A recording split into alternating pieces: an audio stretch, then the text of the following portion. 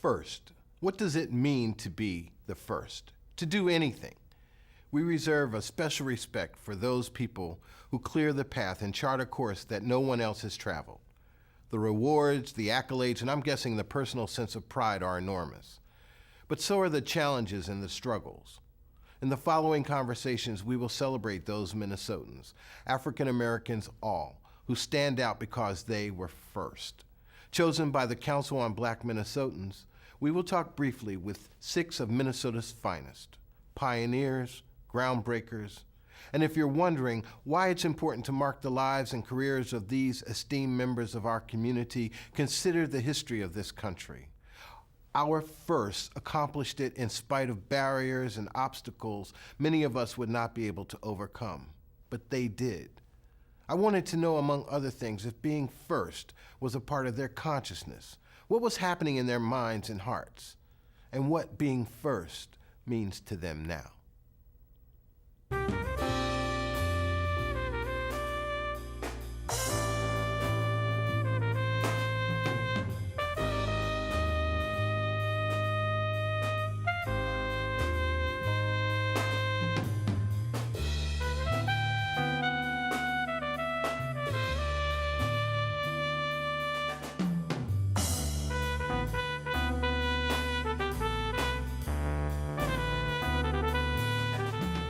Sharon Sales Belton grew up in the Twin Cities. She obviously cultivated a love for social service, activism, and Minneapolis. A Macalester College graduate, she served on the Minneapolis City Council for 10 years, rising to council president in 1990. In 1994, Sharon Sales Belton became the first African American and the first female mayor in the 140-year history of Minneapolis.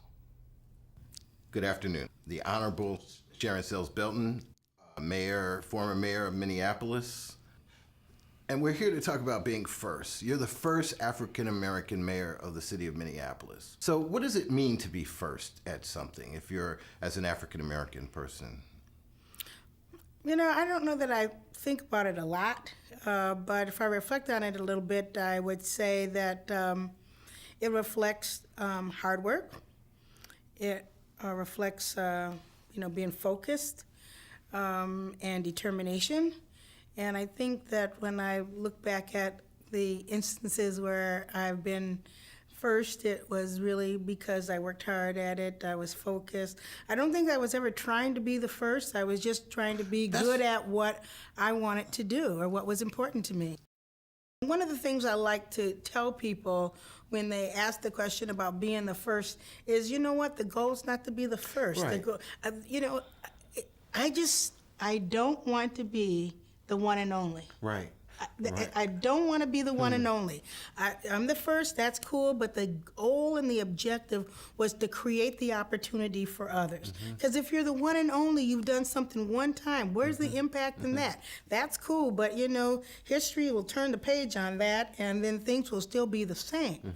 And that's not what I'm interested. I'm not interested in things being the same. I'm interested in change. Did you know when you decided to run for mayor? I mean, of course, you knew you were going to be the first African-American mayor if you won. But how much of that process, how much of that knowledge that you would be first played into the way you ran your campaign or your desire to be mayor? How did that work? There are times in and out of that process where I thought about, wow, if I win, I'll be the first woman elected. If I win, I'll be the first African-American elected, and what will that mean? And for me, I'll tell you the honest truth. It was definitely going to be one of those breakthrough events. But, and you knew that? And I knew that. I knew that. But I also knew that if I did this, there would be others. Yes. If I could do this, then other people could do it. Somebody has to kind of break through the glass ceiling, so to speak. Somebody has to help eliminate or move the barriers aside. And then once one person does that, there's an opportunity for other people to be able to walk through that door. I was committed to try my darndest to get that door open so that other people could walk through. What's the nature of that commitment?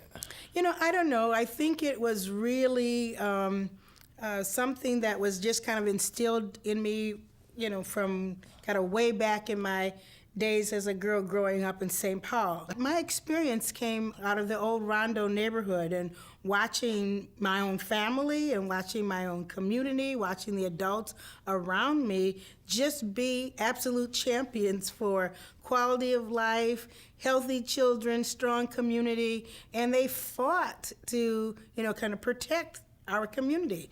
And I also watched them, leverage a great fight, but lose. But a lot of lessons were learned in that process. The biggest lesson was you do have a voice. Now, there are a lot of people who don't want to listen to your voice. There are a lot of people who don't care about what you're saying, but you do have a voice, and you have the responsibility to use that voice. You learned this growing up. I learned this growing up. I watched this role modeled from all the people who lived in my community. The lesson learned was you can't stand on the sideline.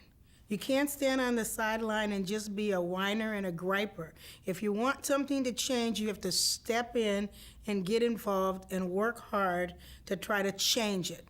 So from the point of sort of discerning commitment, understanding what the community and its significance to you, what was the process by which you constructed the aspects of your life that led you on the path that you took?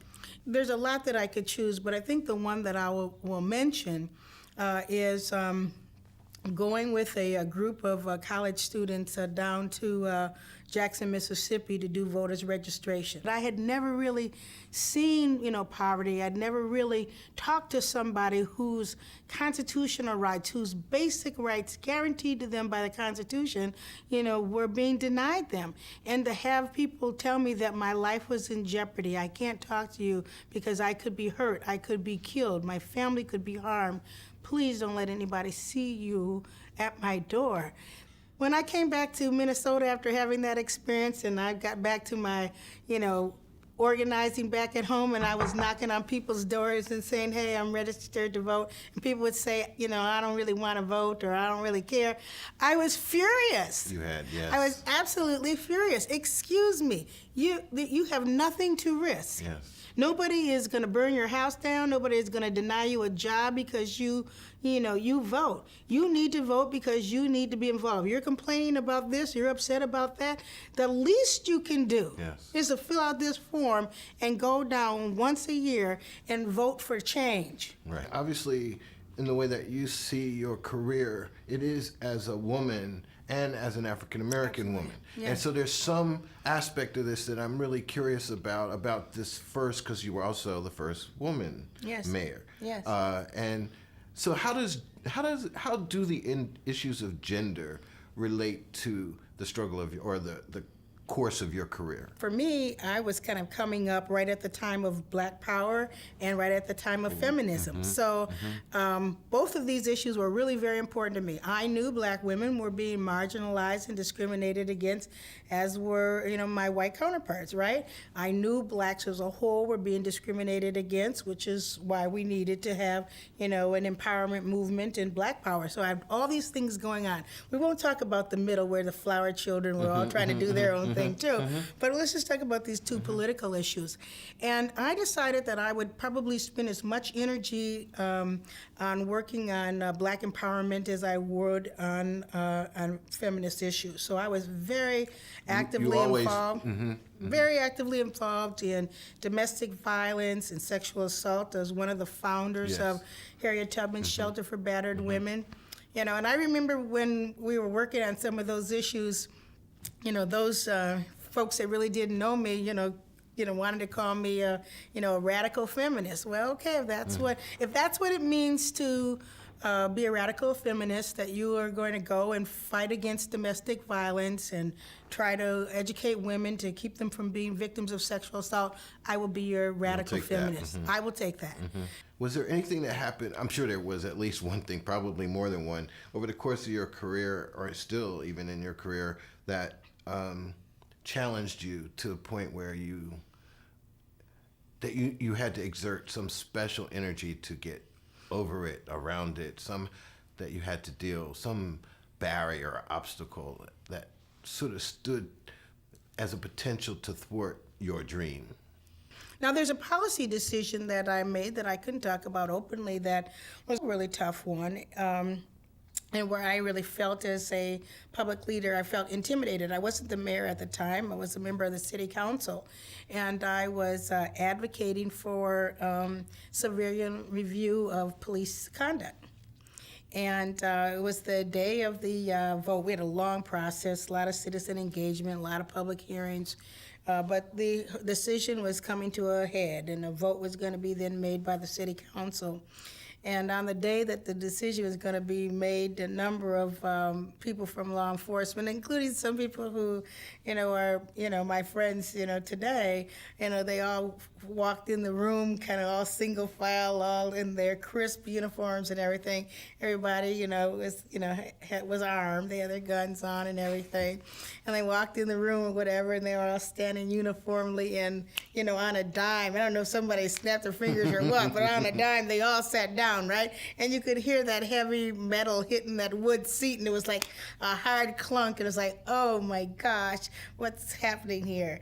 But even with that show of force, we really believed that it was important for the public to have confidence in the fact that we were thoroughly reviewing, cases where people believed that there was police misconduct. And that was as much important to the public as, in my opinion, it was for law enforcement. Because I think law enforcement is an important, part of the community. They're essential, services. We trust, these individuals to look out for us and for our children and our families and our community. And we have to trust them at the highest level. And that trust had been broken, and I wanted to do something to try to build that trust back. And I felt like the Review Authority had the potential to do that. They had a different view, some of them, and so that day it was like, okay, Sharon, here it's going down right now. And as it turned out, it was okay. I made it through the day, and we went on to. But that day sticks out to you. But that day sticks out because, again, it was a test. It was one of those tests. What do you believe in, and why do you believe it? And as I said, I believe in the law enforcement. I was a parole officer. You believe in change. And I believe in change. I believe in responsibility and accountability. Mm-hmm. I believe that we all need to be, held accountable, and we are all responsible to each other and for each other. And I think in all the messages that I've ever provided to anyone, be they a child or to an adult, it's really about personal responsibility and taking charge. Well, I think your career speaks to that sense of personal responsibility and accountability and activism and engagement. I mean, there's no one who can look at your resume and your list of actions and not think that. So it is a great honor to have this conversation with you. I really appreciate it. I enjoyed it a lot. William Corky Finney was born in St. Paul and raised in the city's famous Rondo Summit University neighborhood. A lifelong resident of the city, while still a police officer, he was elected to the St. Paul School Board in 1989 and served 3 years. And then, after 21 years on the police force, he was named chief of St. Paul's Police Department in 1992, the first African American to hold that position. Former police chief, William Finney. First black police chief, St. Paul, Minnesota. In Minnesota. What does that mean? It's a great honor. St. Paul is my hometown. I always felt it to be an honor to be a police officer in my town and be able to make differences through my individual effort. But to become police chief of the city of St. Paul was, oh boy. Yeah. Now I've got a lot of people who I respected, who I learned from, a lot of people who were like extended family in the city, who are all right there with me. So in my appointment, I said, I stand on the shoulders of many people who came before me who have prepared the ground for me to become police chief. And I want to do them proud. There are a lot of people that wished me well and were there to support me, and there were some that were there to throw some rocks along the way, but that was to be expected. You felt pressure right from the beginning. I mean, and I characterize that as pressure. Pressure can have a positive and a negative impact on you. Sure. The positive is that you have the opportunity to carry an organization to another level, a vision of being a more full-service organization that serves the entire community better. The negative is, because you're a first, if you fall on your face, Yes. then everyone says, those that were detractors to begin with said, see, Yeah. you're not prepared. This is a affirmative action appointment and not somebody who is suited or capable of doing the job. And so then that reflects, unfortunately, it reflects on so many people who happen to look like me. What is it? What does the African American part of this first mean to you? Everything. What it meant to me was crashing down barriers that were strong obstacles, I mean, fortress walls. It was difficult in Minnesota to see very many African Americans, blacks in law enforcement. It was there, but you got to a certain point and couldn't go any higher. I was the second African American sergeant on the St. Paul Police Department. First was my mentor, and I call him Uncle Jim S. Griffin. And he made it in 1954 when he got on the police department in 1941. Took him to 54. He never was a lieutenant, but he made captain in 1970.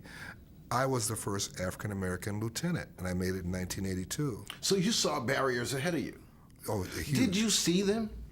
I mean, did you know as you were progressing through the force that there was a downward pressure that existed? Do you think that there was a downward pressure and a natural systemic reality that would sort of limit your career aspirations? Yeah, absolutely. You saw it. I saw it. I knew it was there. And to me, I'm a bit of I challenge those things. I'm not one of those people that say, when they say to me, you don't know your place, I say, you're absolutely right, I don't know. I said, I'm going to explore until I find the place I want to be in. I said, I'm going to work to get there and prepare, and then if I get to that level, I'm going to work hard to be successful at it, because that's how I was raised. And so, yeah, I knew there were barriers. And when you're confronted with a barrier, especially those expected barriers, you have a choice. You can go around it, left or right. You can go over it, or you can go under it, or you can crash through it. But I'm going to get past the barrier. And so that was something I always did, and I was able to have people that aided me along the way. I would never say that Bill Finney did it on his own. I had a lot of allies. A lot of them were community members, extended family, people that wished me well. And there were some people that, along the way, who were majority members, who said, let me help you. And you have to be willing to understand that, to hear it, to learn from mentorship wherever it comes. Yes. And to put it into action and never let those people down. Yes. So, I mean, in the short conversation I've had with you, even now, a sense of integrity sort of exudes from your character, the way you express yourself. Where does that integrity come from? That sense of integrity, the sense of rightness. From its earliest beginnings, my mother and father. I was blessed to have two parents. I had a very, very strong mother. You think that's important? Oh, I think you are what you're taught to be. I think that your environment has a great deal with making you the person you are, especially in the foundation, formative years. And I was always brought up by a family, extended family. My mother had 6 sisters, and my father was one of 11 children. My father was 50 years older than me, 20 years older than my mother. So I had all these old-fashioned notions and degrees of integrity, and they simply had any choice. Boy, you're going to obey the law, and you're going to be good. You're going to go to college. Now, whether or not you graduate, kid, is up to you, but you're going to go, and you're not ever going to go to jail. Do you understand that? Nobody in our family is ever going to jail, and you won't be the first. Well, I believed my mother and father, and I was scared of my mother. She should have been the cop. Maybe she was, in fact, the cop. Can you think of one specific event that made a huge difference in your life? In my maturation process? Yeah. Well, the whole civil rights era Brown versus Board of Education. Oh, that's a big one. Some of the Supreme Court decisions. People like Thurgood Marshall. Oh, hero. All right, so the other side of that equation is there's always something that you had to overcome that could have stopped you. Oh, yeah. Can you?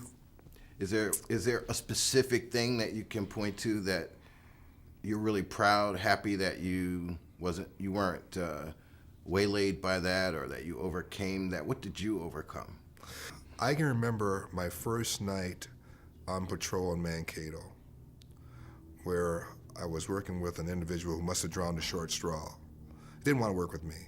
And as I sat on the right side of the squad car, he sat looking out the left side and forward and drove in the squad car. After about 2 hours of silence, I asked him, "What does he want me to do here?" He says, as he pulled to the curb, "What I want you to do, I want you to sit there, shut up, and don't touch nothing on my blankety-blank squad car. You got that?" I said, "Well, having some college education, yes, I understand that. Sit here, shut up, and don't touch anything on your car." I said, "You and I wear the same uniform. I'm full-time and you're not." Fine. That was like that until we got called to a fight call. And I knew the tough guys from the college, and these are football players, and they were fighting at a local bar. And he got out and told me to sit in the car. At that time, I was in a lot better shape than I am now, and I was a power lifter. And he went out and got knocked down, completely out of. I went out, I talked to the individuals, I muscled them over to the car, sat there in the back of the car, they settled down, then I went over and dusted my partner off and had him squared away before the other squads arrived, which he was kind of embarrassed. Nobody ever said he got knocked down, and his name will remain nameless. But after that, nobody better ever say anything bad about me in that whole police circle down there. And there wasn't many cops down there. It was like about 45. But he saw a different perspective. And so I said, okay, if I can awaken this individual who was a bigoted individual, very bigoted, if I can open his eyes, then I saw that as an opportunity to open others. And so that was a watershed event for me in terms of law enforcement. And it could have been very, very negative. I could have just said, take this badge and shove it. I don't need this. Right? You're everything I thought you were. But instead I said, fine. I'm not going to let them run me off. In my experience with St. Paul Police, same way. There have been many things that were designed to break one's spirit. And some of them were nasty, but you move on. There were attacks once I became chief. That didn't end, it just took on a different sophistication. But you go on and understand that you're there representing a larger institution. You're representing the organization, but more importantly, you're representing the people of the city. Yeah, that's what I knew you were going to say. And also, I think under even that or alongside that is family and community underneath even the city. That's my fortress of solitude. When Yeah, I the go fortress of home, solitude. yes, I'd go home and my wife, and my family would help me get through that evening, a negative evening, and prop me up so I was prepared after getting up in the morning to go forward and do it again. Any regrets to the whole arc of your career? None. None. I never was alone. I found that becoming a police officer sometimes made me transcend from being just a regular black dude to being someone that majority of people would respect, because citizens of St. Paul really respect their cops. Even the bad guys do. They don't like them, but the bad guys respect St. Paul Police, and that comes from most of those officers working very, very closely with community members to earn that, and you have to earn it every day. Those little things that you can do along the way to help someone was reward for me. Well, Chief William Bill Finney, it's a pleasure to have this opportunity to talk to you about your career. First black police chief in St. Paul City, first black police chief in the state of Minnesota. Archie Givens is the president and CEO of Legacy Management and Development Corporation, and he's also the president of the Givens Foundation for African American Literature, the first African American family foundation dedicated exclusively to celebrating Black literature and writers. The Givens Foundation provides the Anderson Library at the University of Minnesota with a collection of over 10,000 rare and first edition books by African American writers. Archie Givens, founder of the Givens Foundation, which is the first African American family foundation in the state of Minnesota. And I mean, your career stretches over a lot of different areas, and I kind of want to talk about all of them. Sure. But I really want to focus on the Givens Foundation and its work with African American literature. Okay. So, welcome, first of all. Thank you. And so, when I say all of that, particularly this idea about being first, what does that mean to you? Gosh, first is kind of an onerous title. Onerous. And carries a lot of obligation and responsibility, I think, to live up to those first things that you can pass on, most important, but also carry forth. And so it's an honor to be in that category of first. When you were thinking about the foundation, when your family was coming together and talking about that, what were you thinking? You know, it really started with my mother and father, and we'd sit around the kitchen table and we're thinking about, you know, how can we give back as a family? And we were particularly interested in those days in scholarships, helping minority students who had some interest in career fields that my dad was in, healthcare and housing. So we really focused on that. And then after he died, we sort of thought about how can we make this an ongoing community effort, not just something for us to be responsible for, but to broaden it so the community is responsible. So we really thought hard about what could be, and then all of a sudden the what could be came to us, and it was one of those, you know, moments that, oh, this could be something very special. And that's the Givens collection of African American literature at the University of Minnesota. Tell us more about this collection. What is that? The Givens collection of African American literature is one of the top 5 collections of rare books, African American rare literature books in the country. It's 10,000 volumes now, and signature related items, ephemera that's in the collection. Makes it extremely unique for scholars, for research, for an ongoing commitment. But I think, Alex, what we did, we wanted to make it a living collection, and there was the differentiation. It's not just something to be maintained and stored. It was meant to be a living collection that could be used. So books from the collection have been on tour around the country. We bring, the Givens Foundation brings writers and illustrators and playwrights and artists into the schools, into the communities themselves with this information, with this literature, and share it and inspire generations, younger generations, to take note and be a part of that. How did the collection come into your possession in the first place? It really came from a professor at the University of Minnesota, John Wright, and had heard that this specific part of the collection was available from a dealer in New York. And John thought that it should be here in Minnesota. I mean, he really was the vision behind it. And he approached the university. University approached our family to see if we would help provide the funding and raise the funds to acquire that collection.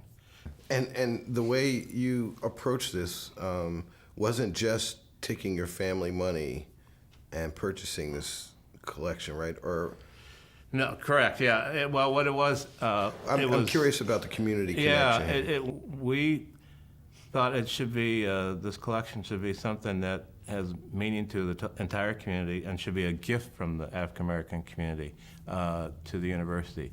So we went and raised matching funds from 10 other African American families. Wow. And it was amazing. Everybody said yes, count me in. We want to be a party to it. We want this to be there for our grandkids and generations to come. And so it has a very meaningful point of view in terms of African American philanthropy. Yeah. Because I don't think something like that had been tried before. Yeah, I don't think so either. No, a whole community coming together, even limited as it was in numbers, but it was a community effort to the extent that it was all African Americans.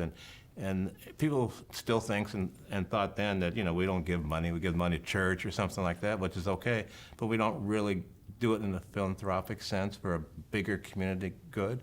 And so when we proved that was also a misnomer. What made that different? Why did that happen? Here's an opportunity to do something that's not been done, something that is so important to us as a community of color, and that we can generate more knowledge and pass that on in perpetuity, if you will, forever. We could talk about this in the abstract, but I never will forget going down to the collection and holding the Phyllis Wheatley first edition of African American poetry, probably published in the United States, in my hand. Yeah. And I mean, when that happens, there's nothing that can equal that. Yeah. I mean, if you love books and you love literature. And you're absolutely right. And there was a period of time we were able to take works from the collection, literally works from the collection, on tour nationally through American Express and Target and others sponsoring. And I would bring the Phyllis Wheatley book. And I would carry it in my briefcase. And I just, like, okay, I got the book. And I'd hold it up and show it, and everybody go, wow. And then the people at the library say, Archie, you can't take that book around. There's only 10 in the world. Right. Wow. Yeah. Like, this is territory that you opened up. Yeah. There is very few places like the Givens, very few collections like the collection here at the University of Minnesota, very few family foundations like the Givens Foundation. And there are very few guardians of African American literature, like the Givens Foundation is a guardian of African American literature, correct? Correct. We are. And as a guardian, we bring it out. We keep promoting it as a necessary part of our culture and of life. And so it's always pushing to make sure people remember to use it as that.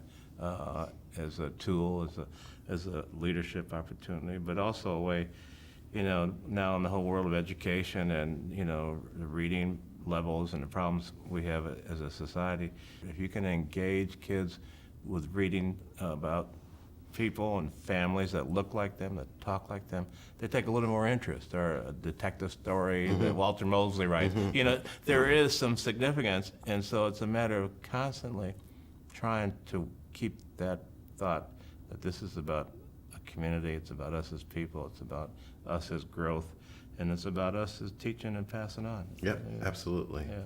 I want to thank you for coming in for this interview. Thank you very much. Thank you very much. It's an honor. Archie Givens, Jr., another amazing Minnesota first. Thank you. Thank you. Thank you, Alex. Linda Finney was born and raised in Florida, where in 1972 she became the first woman patrol officer in Miami-Dade County. In 1985, she relocated to Minnesota, and in the next year joined the Minnesota Bureau of Criminal Apprehension as a special agent. In 2004, Linda Finney was appointed to superintendent of the BCA. She was the first woman and the first African American to head that agency. Well, first of all, let's say welcome. Thank you. I'm here with Linda Finney, who was the first African American superintendent of the Bureau of Criminal Apprehension in Minnesota. Yes. Yes. Bring us to Minnesota. Well, in 1983, I met a police lieutenant at a conference in Atlantic City, whose name was William Corky Finney. Well, that relationship grew into a romance and grew into a marriage proposal. And so that's how I wound up in St. Paul, Minnesota. So tell us a little bit about what the Bureau of Criminal Apprehension does. The Bureau of Criminal Apprehension is a state agency. It's like the state FBI. It is many people within the public, the Bureau is invisible to them, although the Bureau touches their lives in many ways. It houses the criminal justice information system where all the background checks are taken. It is the CSI, the Crime Scene Investigative Lab, the largest lab in the state. So all evidence related to major crimes go through the lab. As you approached the appointment to superintendent from special agent in charge, even as special agent, I mean, are you aware of your African Americanness and the way in which it's being seen by other people? Are you aware of the groundbreaking sort of territory that you're entering into? Or are you just going to work every day? It's not a day there's no day that I'm not aware of the impact of my African Americanness and my gender. Those two things that are right there always. And I'm fully aware of how they impact people. In times, I've used that to assist me as an investigator. I do believe that the work, women and men approach the work differently. People of color approach the work differently. Can you talk a little bit more about that? What is that difference, and what did you bring to that job? Let's look at it more from the superintendent's job. I mean, what do you bring to that job different than someone else might bring to that job? The perspective that I bring is the perspective of a woman that grew up in a segregated South and grew up always aware of that difference. My family ingrained in me that whenever I went anywhere, I represented not only myself and my family, but my community. And I needed to put the best foot forward because many people I encountered may have never encountered anyone like myself, or their experience may have been so negative that you carried the weight of the perspective that people had about you, your community, in your actions. And so when you ask, was I aware of my blackness? Always. You know, it's something that it was ingrained in me growing up in a South that was segregated, a Jim Crow South. And having to hold your head high, maintain your pride in the face of societal indignities. Yes. And I mean, how does that relate, your Southern upbringing with the Midwestern? With the Midwestern, it was very interesting. My husband told me when I first came here and I felt that I had encountered all types of discrimination and had overcome them growing up in a segregated South where things are right there in your face. And my husband said, there is discrimination in Minnesota. And if you can deal with it here, you can deal with it anywhere.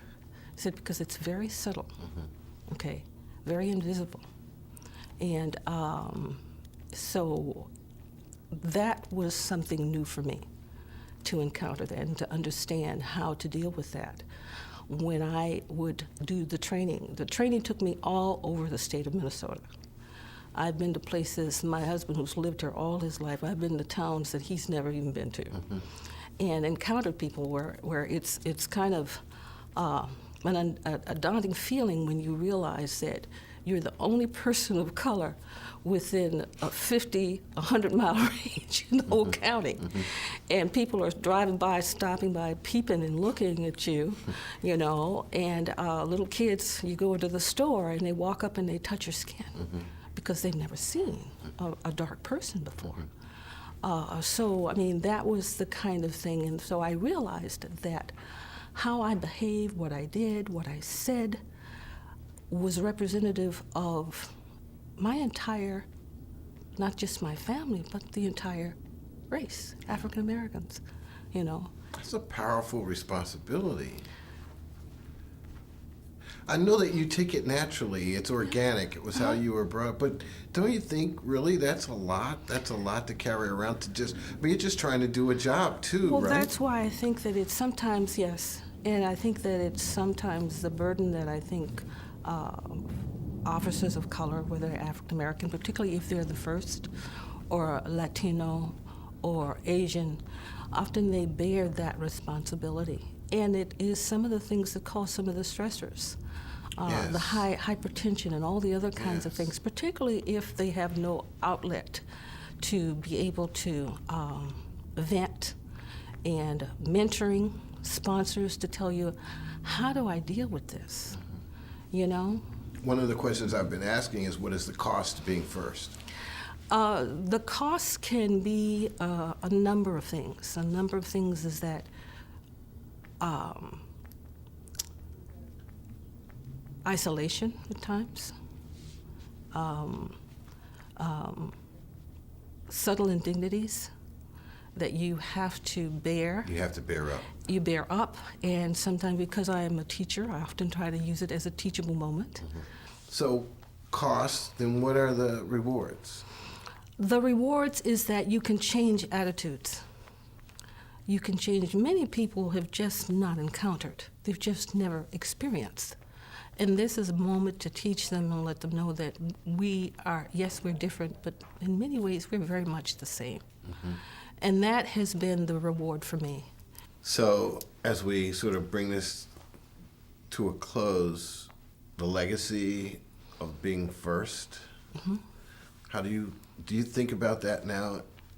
To say to those that come after me that it is possible. You know, prepare yourself and you can achieve. You can make that difference. And I'm a believer, and I think I take this ethic from my husband, who's been a tremendous mentor for me, is the concern for community. You can make a difference to those people who often are not in a position to help themselves as well. You can open a door a little bit. You can provide some information. You can show them that, you know, I came from this community. You know, I'm not privileged. I didn't come up from a privileged upper middle class family. I came from a little girl playing in the dirt in South Florida. And if I can, you can. I understand that it's difficult. But my parents have told me that, you know, it's worthwhile to push through the difficulty because you can come out on the other side a winner. Wow, that's very well said. I just want to say it's been an honor to have this conversation with you, Linda Finney, another Minnesota African American first. Thank you very much. Thank you. It's been a pleasure. Arthur Art Blakey Jr. grew up in St. Paul watching the annual Winter Carnival parade. Little did he know that one day he'd be leading the procession as the first African American King Boreas Rex. But after a career as a Ramsey County Sheriff's deputy and a continuing tenure as the chief of police of the Minnesota State Fair, that's exactly what happened. I'm here with Arthur Blakey, who is the past King Boreas Rex 74th. That's correct, yes. Yes. First African American King Boreas of the St. Paul Winter Carnival. Yes, we did a lot of history, and I found out I was the first African American, yes. What did that mean to you? It was great. The night I stepped off out that stage and was crowned, it was like taking off into space. Set the scene for me. Tell me I want to know, at the moment you were crowned, where were you? Set us up for where that happened. Okay, it happened at the River Center, and it was on January 22nd. I'll never forget that day. I was actually 74 years old, and I was going into my 75th birthday, so I can remember I was Boreas Rex the 74th on my birthday. So I was that was a milestone. Sort of meant to be, kind It of. was meant to be, yes. How does it work into your system where you could rise to the point where you would want to be King Boreas? Well, I think if I back up a little bit, the only time a winter carnival was when we sat on the corner of Rondo and Rice Street with hot chocolate in a thermos that my mother would make for us and watch the parade. So you saw this to the parade, yes. every year. Every year. And then as I become a deputy sheriff, that was one of our volunteers. We volunteered for the daytime and nighttime parade. But once the parade was over, I'd go back home. I had nothing to do with the carnival, yes. And I never thought about it because it was cold. It was outside. It was outside, you know. Precisely. Yeah, and it was always ice and snow. But I can remember watching the parade. I remember with the Elks Drum and Bugle Corps back in the 50s marching in that parade and being very cold, you know. And I'm saying, this is not for me, you know. I'm waiting for summer to come, you know, play some baseball, you know. So, I mean, you mentioned your tenure as sheriff. Can you talk about your time in the Ramsey County Sheriff's? Sure. Yeah. I started as a reserve deputy in 1965. That was another volunteer, non-paid position, and I joined that unit and was there from 1965, and then I became a full-time deputy in 1970. And I happened to be the first African American again to be a patrolman at Ramsey County Sheriff's Office. When you became the King Boreas, I mean, did you feel like you had trailblazed, opened up a territory that had not been opened before? What did you think about that? I didn't feel that way at first, but halfway through my reign, I felt as though I had opened up a little path. Because when you go to these parades all over the state of Minnesota and all over the counties, and you see people just run up and take your picture and say, you got to be the first guy to ever be Boreas. And I didn't look at it at first. I said it was just a good time to volunteer and give something back to the community. And I figured if I volunteered and started being part of Winter Carnival, I could go back to my Summit University area and get those people involved. In fact, when I was Boreas, same as when I was West Wind, it's the first time that the Winter Carnival had been in the Rondo Day Parade. And now they go every year. They go back along with the Vulcans and along with the royal family. They go to all the parades now. So tell me about your travels as King Boreas. I mean, really, you must have had some fascinating moments. Had some very fascinating moments. We went all the way from Winnipeg, Canada, which is the day that we walked the river walk in Winnipeg. It was 22 below zero. And you walk that in your cape and with your queen on your arm and your whole royal family, and you walk this river. Then you walk to parade, so we leave there about 4 o'clock in the evening, and it's like 10 o'clock at night before you get inside again. But they give you plenty of hot chocolate and other libations to keep you warm, which I happen to be a teetotaler, so I use the hot cider and hot chocolate most to keep myself warm. Then we went far south as Bradenton, Florida, to their festival down there. Macon, Georgia, to their festival there. They have a great festival. In Pasadena, California, to the Rose Bowl, and this is all on you. You're the one that have to pick up the tab. This story is fascinating. It's once you and when my wife and I decided to be a part of the Winter Carnival, we said if we're going to volunteer, we're going to make sure that we have a good time, and we're going to make sure that we don't miss any appearances. So with my wife on one arm and my queen on the other arm, we went everywhere. Royalty. Royalty, yes. All right, so you didn't start off thinking you were going to be a first necessarily, but you are now past King Boreas, 74. What do you think is the legacy of that?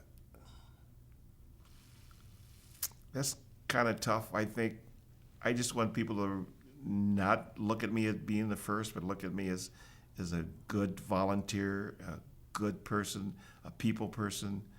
Look out for my fellow man. I think when those days come and they can say, well, Art Blakey was not just about himself.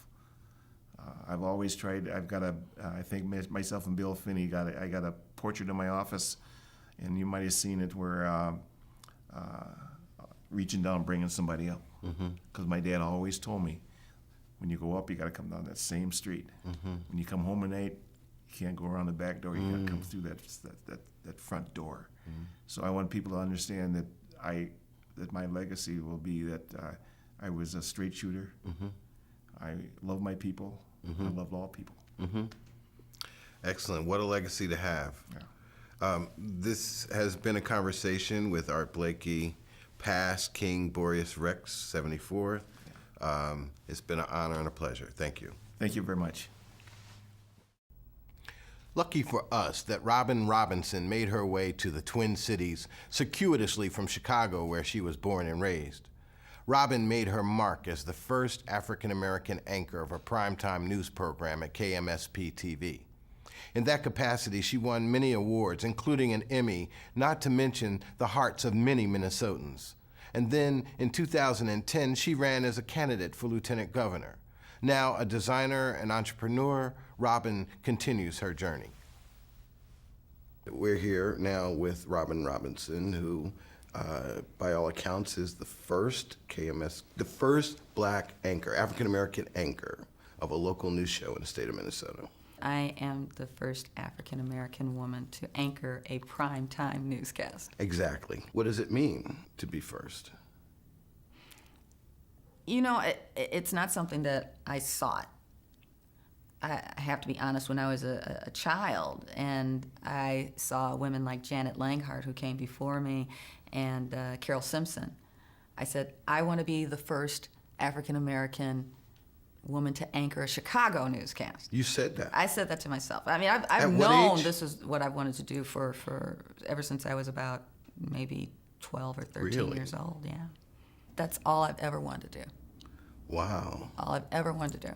Because, you know, when I grew up, which was the late 60s, early 70s, the only people you ever saw on the air doing anything of note was either dancing, singing, acting, or playing a sport. Yes.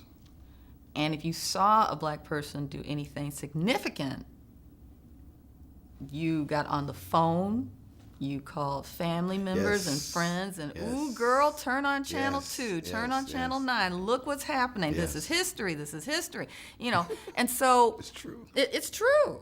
So when I saw my first black correspondent, which was a sister named Michelle Clark, and she was the first black woman correspondent for CBS, I was enchanted. I mean, that's what I knew I wanted to do. I saw Carol Simpson, I knew that's what I wanted to do, because here were these elegant black women who, it wasn't Lola Falana, you know, it wasn't Diane Carroll. It was a sister who had command and authority on a set by herself that could tell you about the who, what, when, where, and why of what's happening in the world. She knew about math and science and arts and religion. And she was classy, and she was dignified, and she didn't have her breasts hanging out or her butt hanging out. Wow. And I said, that's what I want to do. This recognition of what you wanted to do in your life, how do you track that? How do you, when you think back now, how did you get where you are from where you started? I mean, you had great parents, you had an engaged household, Right. you were a good student, Right. inquisitive, perhaps even precocious. How do you go from there to being anchor? I really think I have to give a lot of praise to my parents, because we had a mantra in our family that Robinsons never give up. And that's something my father told us repeatedly.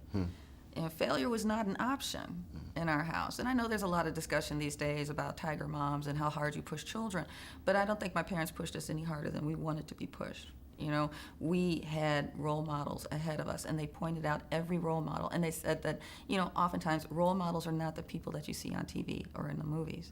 Role models are your everyday people that make it, just make it in this world when all the odds are against you. And Alex, you know that just by statistics alone, growing up in inner city Chicago, I should have been an addict, I should have been on aid, I should have multiple children that are going in and out of the state system. Yes. I should be in prison or I should be dead. Yeah. And just to have parents that reinforced to us oftentimes that people bled and sweat for the opportunities that we were given because we were children of change. I was born in the early 60s, and everything was happening. You know, the Civil Rights Act, desegregating schools, Head Start. All these things made me what I am. And we were always reminded of how much we had and how much we were given because of people who came before us. So failure really isn't an option. So was there a time that you can identify along that path where failure was possible but wasn't an option? Oh, child, my whole career. The whole, every stop. Well, you know, Because you've made many stops, right? yeah, I've made about five 5 in my stops. career. And, you know, it's a great possibility that would never happen. I mean, when you think about it, you know, how many hundreds of people compete for one job in television. And now it's got to be at least 500, 600, 700 people competing for one slot. And back then it was about 200, 300 people competing for a slot. So there are many times, you know, that in television, you know, you get fired a lot. Yes. And so there's every possibility that you'll never get back into the game every time that you're fired. So how do you respond to that? I just don't see any option You just don't- but to keep pressing on. I So- believe in myself. Right. I believe in my ability, and I believe there's people out there that are not blinded by whatever, race, sex, religion, whatever. They're not blinded by that. They see talent and they hire it. And I thank my lucky stars that I really believe in my craft. I love what I do. I love the communities that I'm in. I want to tell a story. Yeah. And if that story can change one person's life, I've done my job. I really believe in that. And that makes me old school in a time where, you know, you've got the blogosphere, you've got the internet, you've got people with opinions that are being passed off as journalists. Yes. You know, an industry that's full of infotainment that gives product placement tied to news. You know, I'm old school in the fact that I really do believe in the community, and I really believe in the things that I write myself and report, you know. And so I think because of that strong-willed belief in really working in a community and belief that my product is something that people want to hear, and that I'm keeping my foot wedged in the door for another generation to come along and be able to tell the story of people that do not have their stories told and don't look like them on the screen, that's what I'm there for. And so that's why I really do believe that I will constantly go forward, constantly, because that's what it's about. I have a feeling that if we were going to do a show about African American firsts 10 years from now, that there'd be a whole nother list of things I hope so. that we would be talking to you about. I really do, because I mean, life is meant to really be something that is lived, and my philosophy always is that, you know, God makes these incredible movies of human lives and the human drama. And I want him to be able to kick back in the den with his big screen TV, and when my movie's over, he says, "That was a good movie. Wow. I really dug that one." Wow. And that's how I try to live my life. Wow. Thank you, Robin Robinson. Appreciate it very much. Thank you.